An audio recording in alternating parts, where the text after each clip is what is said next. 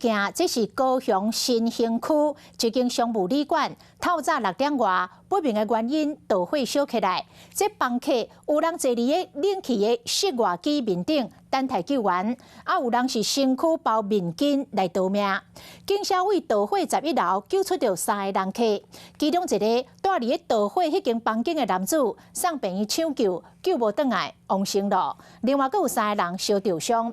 这个导火原因要来调查。 大火甲乌烟为关楼的窗仔门内底冲出来。一个查甫人坐伫冷气室外机顶悬，等待救援，看起来真危险。另外一个查甫人同款徛伫窗仔门边，摕面巾将嘴甲鼻仔按掉咧，真无简单，才等到消防人员赶来现场。我就把窗户机打开，然后踩着鹰架，然后直接跳到那个踩着那个室外机跳到鹰架上面。其他家己走出来的外国旅客，身躯顶暗面被，惊一个神魂未掉体。 We were sleeping and then there's smoke everywhere in our room, so we're like coughing and then came down.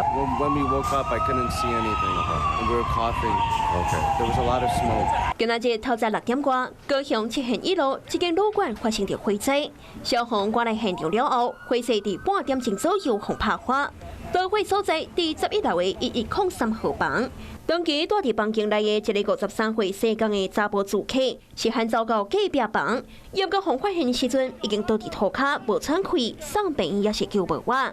警消也伫11楼另外救出2位民众，紧急送病院。的员工是在做初期灭火的时候，不幸他有做初期灭火，那不幸有稍微的呛伤。一个旅馆的员工到导火所在斗3工拍火，然后因为身体无爽快，预防性送病院。